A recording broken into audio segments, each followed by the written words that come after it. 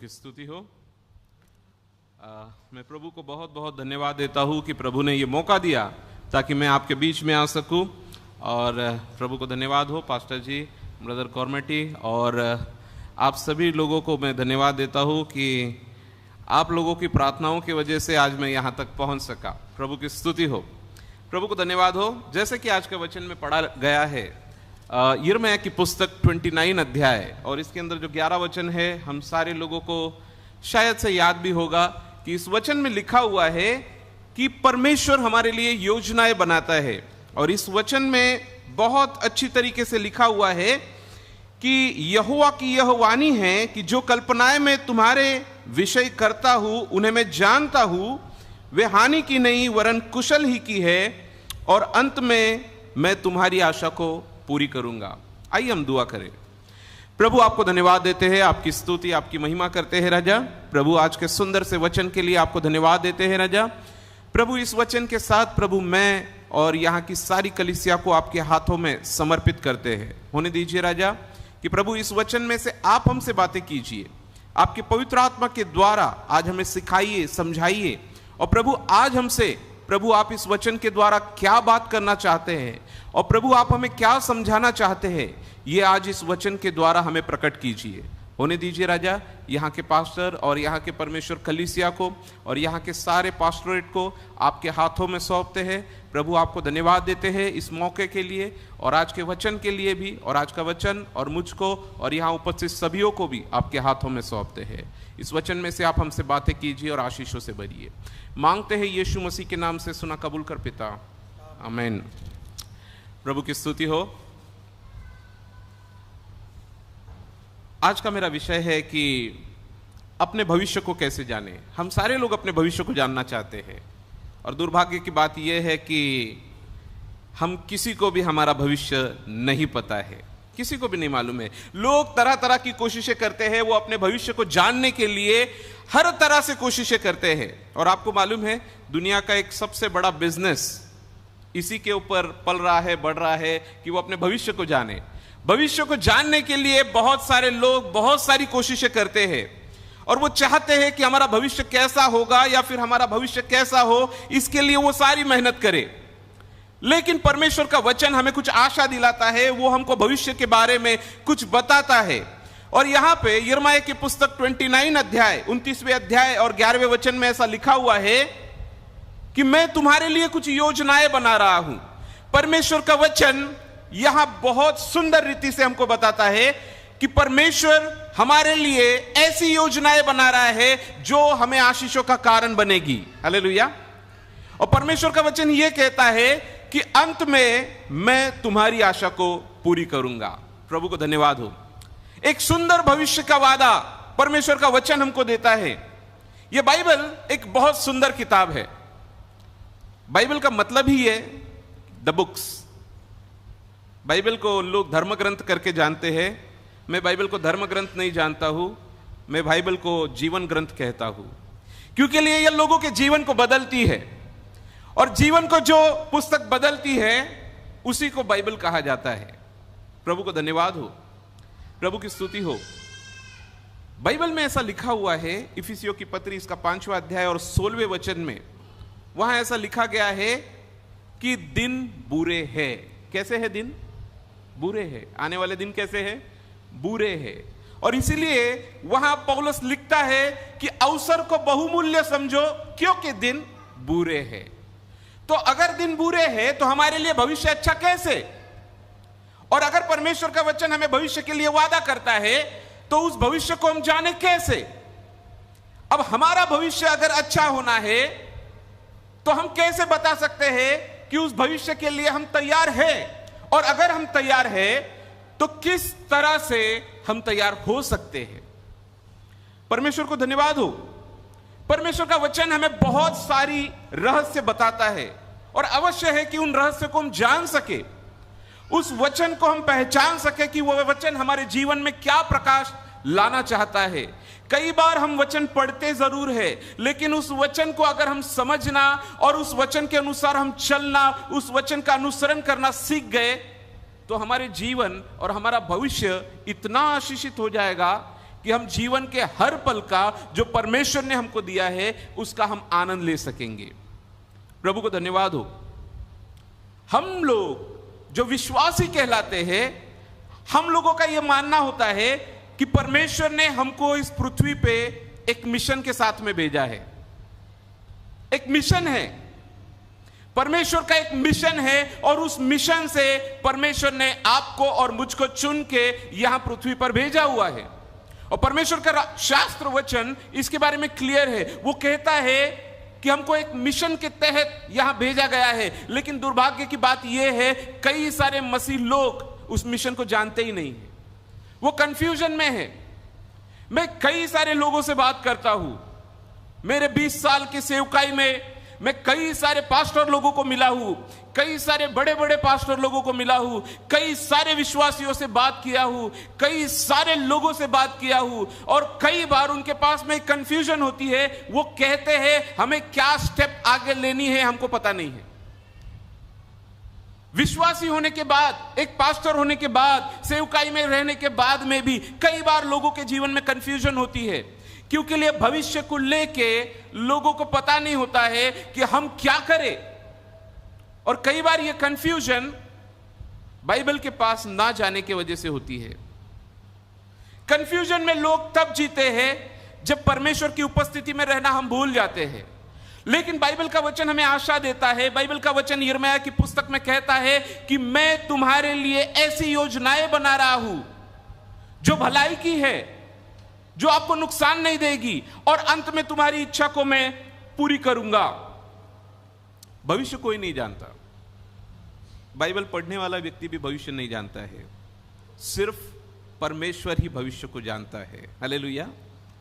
और अगर परमेश्वर भविष्य को जानता है तो हमको यह बहुत जरूरी है, जो परमेश्वर हमारा भविष्य जानता है उसको हम जानना शुरुआत करें। हालेलुया। जिस दिन हम उस परमेश्वर को जानना, उसको नजदीक से पहचानना शुरुआत कर देंगे, हमारे लिए चीजें आसान हो जाएगी और भविष्य हमारे लिए क्लियर आशीषों से भरा हुआ होगा। इसका मतलब यह नहीं कि संकट नहीं होंगे, इसका मतलब यह नहीं कि प्रॉब्लम्स नहीं होंगे, इसका मतलब यह नहीं है कि बीमारियां नहीं होंगी। इसका मतलब यह है कि उनके बावजूद, संकटों के बावजूद, बीमारियों के बावजूद, तकलीफों के बावजूद हमको मालूम है कि हम मजबूती से खड़े रहेंगे और आशीषों से भरे रहेंगे। मैं आज आपको ऐसी 3 चीजें बताने वाला हूं जो आपको और मुझको क्लियर बताएगी कि हम अपने भविष्य को कैसे जान सकते हैं। हालेलुया। हमारे भविष्य को कैसे जान सकते हैं। उस परमेश्वर को जब हम पूछते हैं, उस परमेश्वर के पास में जब हम जाते हैं और उस परमेश्वर को हम जब समझना शुरुआत हो जाते हैं, उस परमेश्वर के अधिक करीब होना शुरुआत हो जाते हैं, तो हमारे लिए चीजें काफी क्लियर हो जाती है। और ये पुस्तक आपको और मुझको बहुत सारी चीजें क्लियर करती है। पहली चीज है उद्देश्य। हमारे जीवन का उद्देश्य क्या है। कई सारे लोग इस जीवन को जी रहे हैं लेकिन उनके पास कोई उद्देश्य नहीं है, उनके पास कोई पर्पस नहीं है। वो क्यों जी रहे हैं, उनके पास कोई पर्पस नहीं है। जैसे संसार जी रहा है वैसे वो जी रहे हैं। सिर्फ पैदा होना है, अच्छा खाना पीना है, अच्छी नौकरी करनी है, कमाना है, एक दिन घर बनाना है, शादी करनी है, मर जाना है। जैसा संसार जी रहा है वैसे ही जी रहे, कोई उद्देश्य नहीं है। कई सारे मसीह लोग भी ऐसे ही जीते हैं, जैसे संसार है वैसे मसीह लोग भी जीते हैं। लेकिन मसीह लोगों के पास में ऐसा नहीं होना चाहिए। मसीह लोगों के पास में एक उद्देश्य होता है। हर चीजों में परमेश्वर हमारे भविष्य को तय किया हुआ है और परमेश्वर चाहता है कि उस भविष्य को हम जाने, और उसके लिए बहुत जरूरी है कि हमारे पास में एक उद्देश्य हो।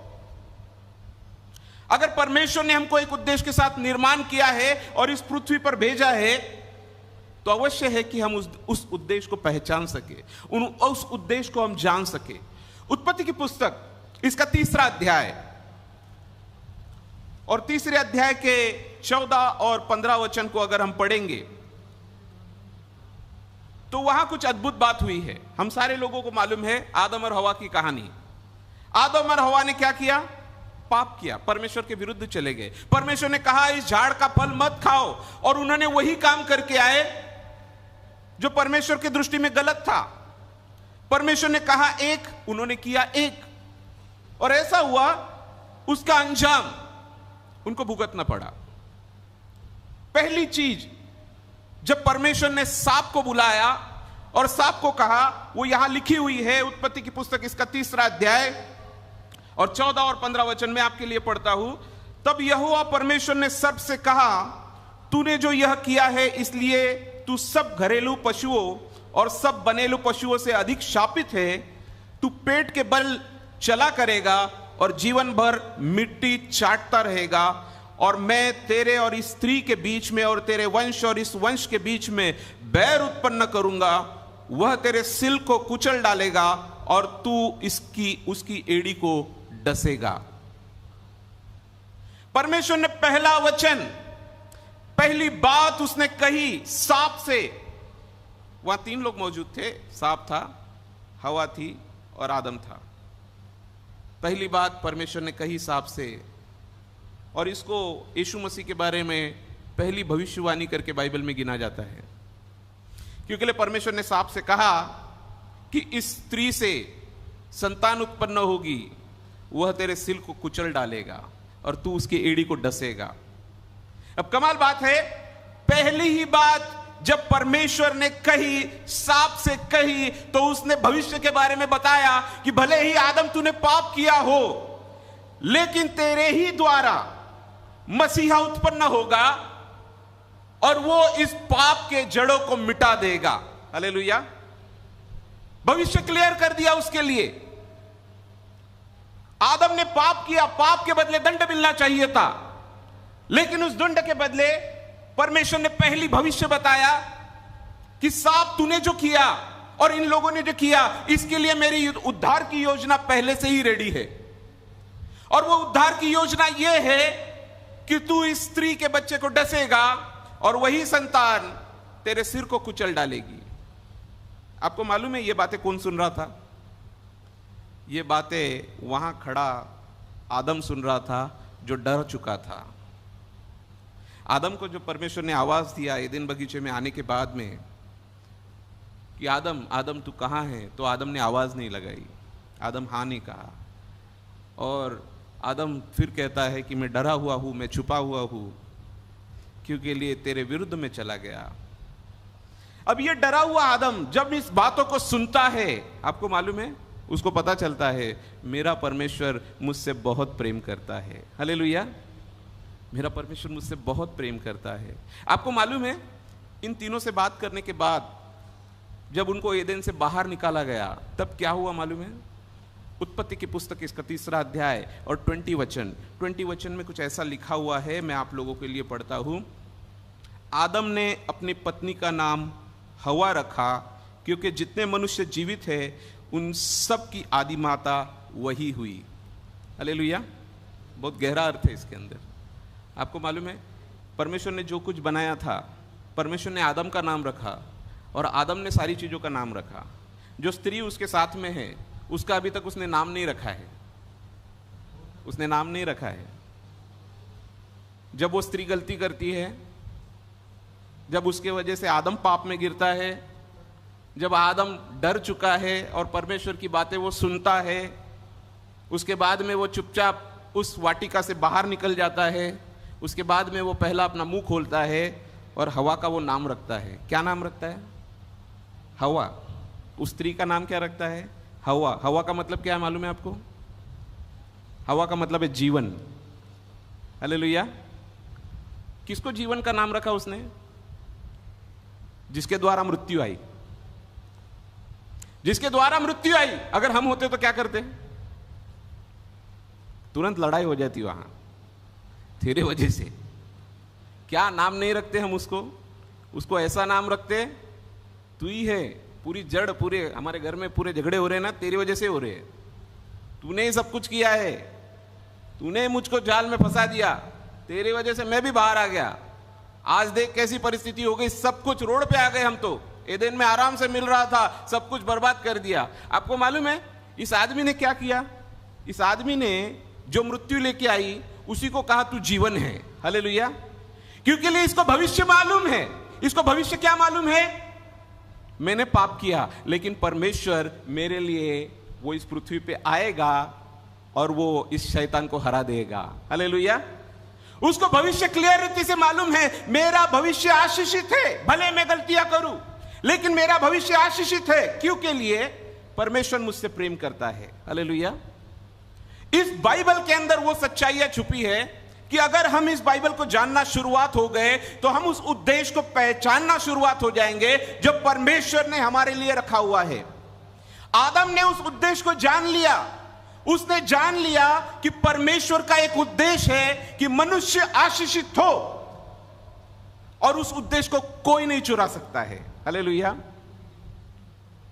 परमेश्वर के प्रेम से हमें कोई अलग नहीं कर सकता है, ऐसा शास्त्र वचन कहता है। कोई भी चीज हमको परमेश्वर के प्रेम से अलग नहीं कर सकती है। आप कुछ भी कर लो, आप कुछ भी कर लो, कितना भी बुरा पाप कर लो, तो भी वो चीज आपको परमेश्वर से अलग नहीं कर सकती है। आप कितने भी बुरे क्यों ना रहने दो। एक दिन मेरे एक मित्र को मैं चर्च में लेके गया। मसीह में आने से पहले, बाप दादाओं से हम मसीह है, लेकिन मसीह में आने से पहले, क्योंकि मैं भी एक दुनिया जैसा ही लड़का था, जैसे दुनिया के लोग होते हैं वैसे ही मैं था। माँ बाप क्रिश्चियन है तो हम भी क्रिश्चियन हैं, माँ बाप चर्च को जाते हैं तो हम भी चर्च को जाते हैं। क्यों जाते हैं मालूम नहीं, सिर्फ संडे को जाना होता है।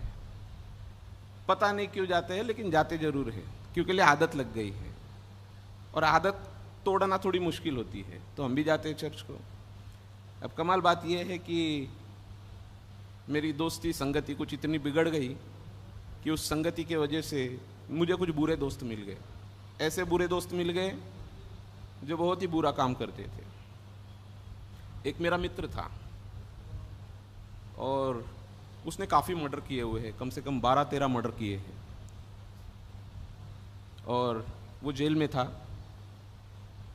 और एक दिन वो मुझे मिला और मैं उसे चर्च लेके गया। तब मेरा परिवर्तन हो चुका था, तब मैं बदल चुका था, और उसको मैं चर्च लेके गया। और चर्च में मैं जब उसे लेके गया तब वो चर्च में नहीं आया, वो चर्च के कंपाउंड में बैठा रहा।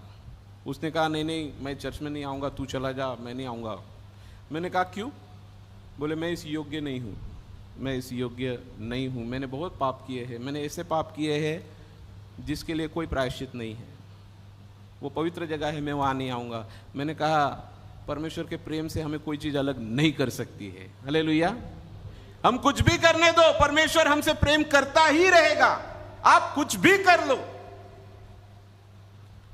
सिर्फ जरूरी यह है कि आप उसके उद्देश्य को जान सके, वो इस दुनिया में क्यों आया। आदम जान गया कि मेरे पापों से परमेश्वर का उद्देश्य नहीं बदलेगा। परमेश्वर का उद्देश्य है कि मनुष्य आशीषित हो, तो वो आशीषित होगा, भले हम कितनी भी गलतियां करें। मैंने गलती की, पाप इस दुनिया में आया, मृत्यु इस दुनिया में आई, जीवन भी आएगा। हालेलुया। इसलिए उसने हवा का नाम रखा जीवन। हालेलुया। कमाल बात है, परमेश्वर की बात उसने सुनी। हालेलुया। हम कितने लोग उस उद्देश्य को जानने के लिए परमेश्वर से सुनते हैं। अवश्य है कि हम परमेश्वर से सुने। हम कितने लोगों को दो कान हैं, दो कान हैं, एक मुंह है। आपको मालूम है हमारे कान कम काम करते हैं, मुंह ज्यादा काम करता है।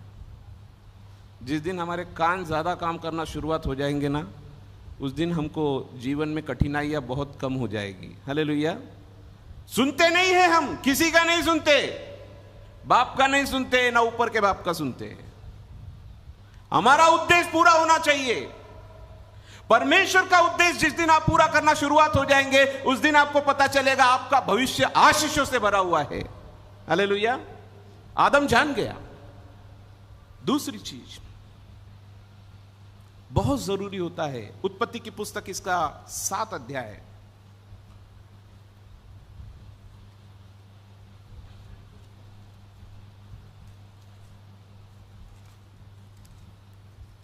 उत्पत्ति की पुस्तक इसका 7वां अध्याय और 5वां वचन मैं पढ़ता हूं आप लोगों के लिए। यहां लिखा हुआ है, यहोवा की इस आज्ञा के अनुसार नूह ने किया। अब हम सभी लोगों को मालूम है नूह की कहानी, कि नूह के ज़माने में क्या हुआ, नूह के ज़माने में बहुत पाप हुआ कर रहा था और पापों की वजह से, ऐसा बाइबल में लिखा है, नूह अकेला एक धर्मी व्यक्ति था।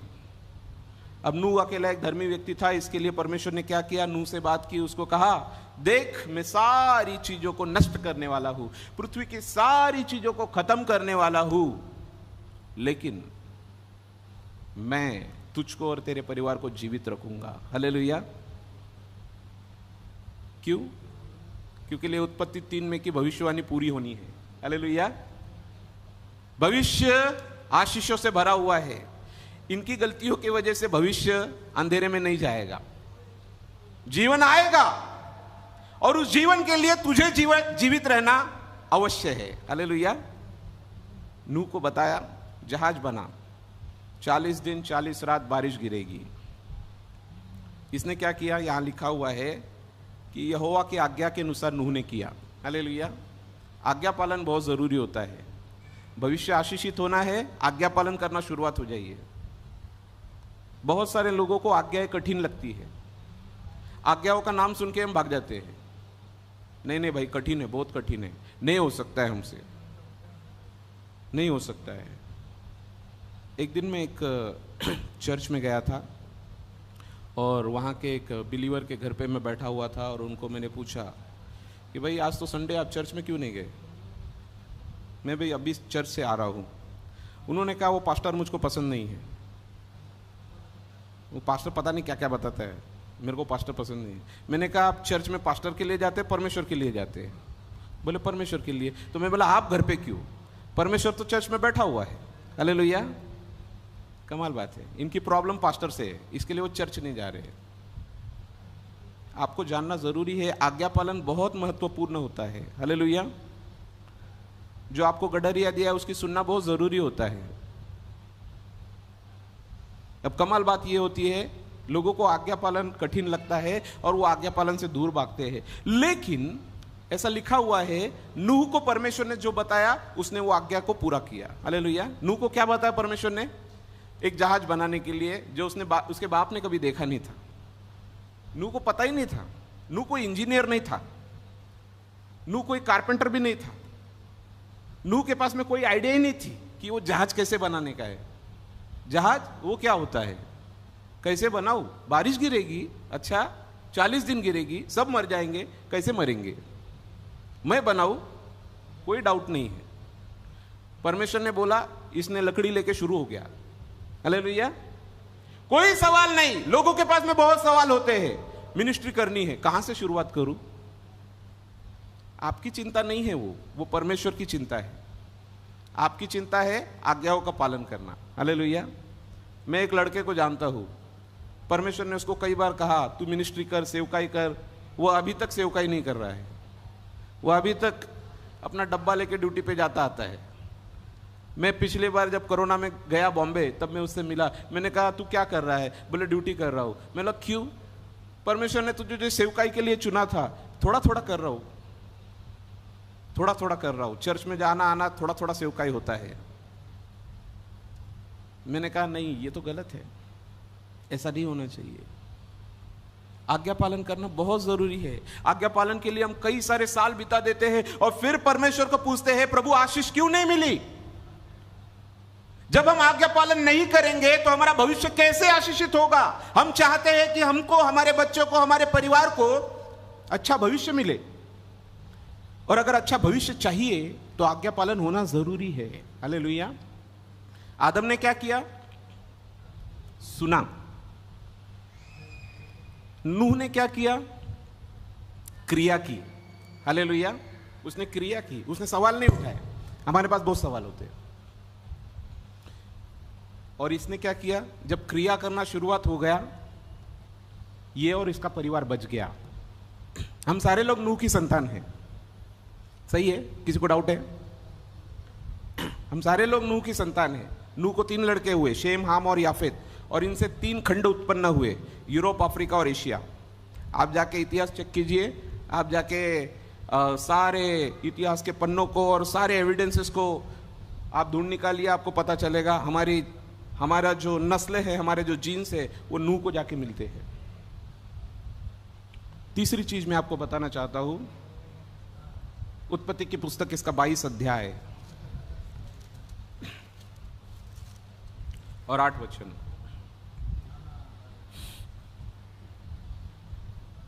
वहां ऐसा लिखा हुआ है, अब्राहम ने कहा, हे मेरे पुत्र, परमेश्वर होम बलि की भेड़ का उपाय आप ही करेगा। और वे दोनों संग संग आगे चलते गए।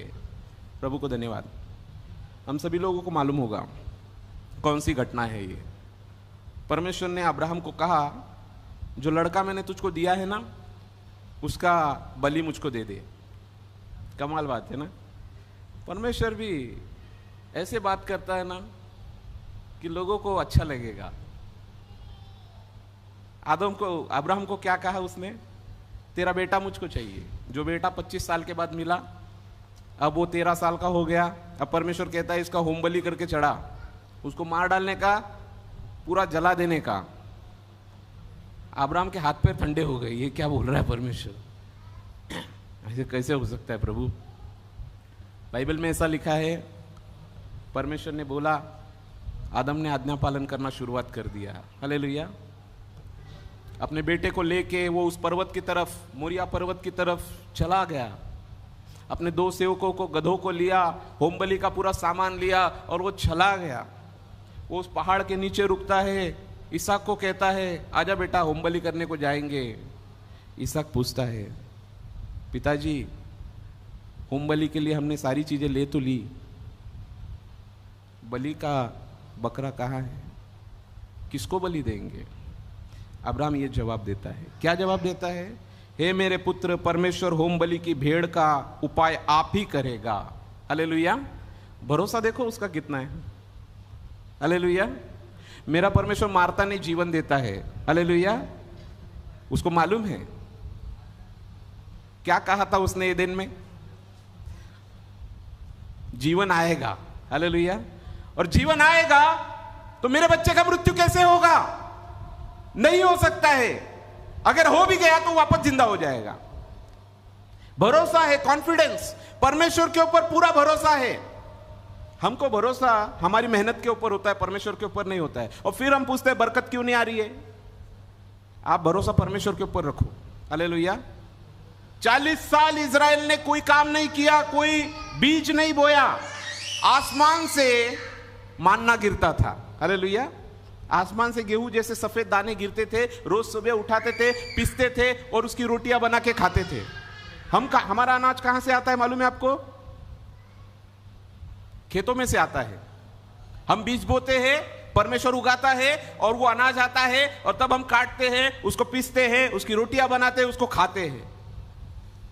जब वो लोग भरोसा रख के परमेश्वर के सहारे चल रहे थे, आसमान से अन्न गिरा।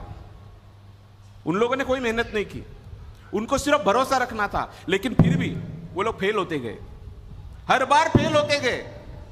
फिर भी परमेश्वर ने उनके ऊपर दया करते ही रहा, करते ही रहा, करते ही रहा। अब अब्राहम को जब उसका बेटा पूछता है बलि कहां है, तो अब्राहम कहता है परमेश्वर आप उपाय करेगा। हालेलुया। मेरा काम नहीं। कई बार हम परमेश्वर का काम करना शुरुआत हो जाते हैं और हम परमेश्वर को अपना काम करने के लिए बोलते हैं, हे प्रभु तू ऐसा कर दे।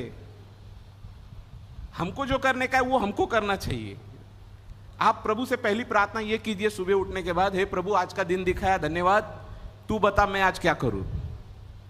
बहुत सारे लोगों की प्रार्थनाओं की इतनी बड़ी लिस्ट होती है, सुबह उठ के परमेश्वर को बताते हैं उसको क्या करने का है। तो आपका भविष्य कैसे अच्छा होगा? आप परमेश्वर को मत बताइए उसको क्या करने का है, उसको मालूम है उसको क्या करने का है। आप परमेश्वर से पूछिए आपको क्या करने का है। ये लड़का पप्पा को पूछ रहा है बलि कहां है। पप्पा क्या बोलता है? परमेश्वर उपाय करेगा। वो मेरा काम नहीं है। मेरा काम है तुझको खत्म, तुझको कट करना मेरा काम है, देना परमेश्वर का काम है, तू चुपचाप चल। आपको मालूम है क्या हुआ? जब वो इसहाक को उस वेदी के ऊपर रख दिया, उसको बांध दिया, उसको मारने के लिए गया, तुरंत परमेश्वर ने आवाज लगाई और परमेश्वर ने कहा, 22वें अध्याय में 13वें वचन में ऐसा लिखा हुआ है, तब अब्राहम ने आंखें उठाई और क्या देखा कि उसके पीछे एक मेढ़ा अपने सींगों से एक झाड़ी में फंसा हुआ है। अतः अब्राहम ने जाकर उस मेढ़े को लिया और अपने पुत्र के स्थान पर उसे होम बलि करके चढ़ाया। जब अब्राहम इसहाक को मारने के लिए गया, परमेश्वर ने कहा इसहाक की बलि मुझको नहीं चाहिए, पीछे मुड़ के देख। वो पीछे मुड़ के देखता है, एक मेढ़ा अटका हुआ है कांटों में। वो कहता है परमेश्वर देख वो मेढ़ा ले और तू चढ़ा दे। हालेलुया। भरोसा, भविष्य। आपको मालूम है वो मेढ़ा कौन है? यीशु मसीह। हालेलुया। वो पीछे मुड़ के देखता है, मेरा परमेश्वर मुझसे इतना प्रेम करता है, मेरा पुत्र ने अपना पुत्र दे दिया है। हालेलुया। आपको मालूम है वो मेढ़ा उस झाड़ियों में अटका हुआ था। और आपको मालूम है पुराने नियम में जो पाप के लिए दोष बलि चढ़ाया जाता था, वो मेढ़ा कैसा चाहिए होता था? बिना किसी स्क्रैचेस के, उसके अंदर कोई दोष नहीं होना चाहिए। तो इसका मतलब यह है कि ये मेढ़ा जो बलि के लिए दिया जा रहा है, इसके ऊपर कोई स्क्रैचेस नहीं है, लेकिन ये कांटों में अटका हुआ है। कांटों में अटका हुआ है। कैसे अटका हुआ है मालूम है? सींगों से। उसके सींग कांटों में अटके हुए हैं। इसका मतलब ये है मेढ़ा खुद नहीं फंसा, मेढ़े को वो खुद नहीं फंसा है, वो अपने आप जाके वहां खुद की जान दे रहा है। हालेलुया। उसको किसी ने फंसाया नहीं है। यीशु मसीह को वो देखता है और उसको पता चलता है मेरा परमेश्वर मुझसे कितना प्रेम करता है। हालेलुया। उसने भविष्य को देख लिया, इसीलिए यीशु मसीह ने कहा मैं अब्राहम से भी बड़ा हूं। लोगों ने कहा पागल हो गया तू, 40 साल का भी नहीं है और बोलता है अब्राहम को देखा। उसने कहा अब्राहम ने मेरे दिन को देखने के लिए वो तरस रहा था। हालेलुया। अरे वो तो मुझको पहले ही देख चुका है। उस मोरिया पर्वत के ऊपर जब उसने पीछे मुड़ के देखा तो उसने देख लिया मुझको। और यहूदियों ने उसको पागल समझा, यीशु मसीह को पागल समझा। बोले पागल नहीं, भविष्य पहले ही अब्राहम को दिख चुका था, क्योंकि लिए अब्राहम का भरोसा परमेश्वर के ऊपर था। हालेलुया। आप आपके भविष्य को जान सकते हैं। 3 चीजें मैंने आपको बताई। पहली चीज है उद्देश्य। आपके जीवन में, आप इस जीवन में, इस चर्च में, आपकी कलीसिया में, आपके परिवार में क्यों है, ये उद्देश्य को ढूंढिए। परमेश्वर का आपके लिए उद्देश्य है। वो उद्देश्य सुनने से आएगा। सुनिए, परमेश्वर की आवाज को सुनिए, आपको पता चलेगा आपको किस उद्देश्य के लिए परमेश्वर ने भेजा है। दूसरी चीज आज्ञा पालन। परमेश्वर का वचन पढ़ना शुरुआत कीजिए, जो लिखा है उसका आज्ञा पालन करना शुरुआत कीजिए। आपके लिए आशीषें ही रखी हुई है, आपका भविष्य आशीषों से ही भरा हुआ है। तीसरी चीज, जैसे अब्राहम ने भरोसा रखा वैसे आप भी भरोसा रखिए। हालेलुया। परमेश्वर देगा, और जब परमेश्वर देता है ना, वो कोई नहीं छीन सकता है। हालेलुया। परमेश्वर ऐसा देता है ना जिसे देख के लोग कहते हैं ये परमेश्वर ही देता है। हालेलुया। प्रभु करे आपको और मुझको अपने भविष्य को जानने के लिए मदद करे, और आपको और मुझको इस वचन के द्वारा आशीष दे। जय मसीह की।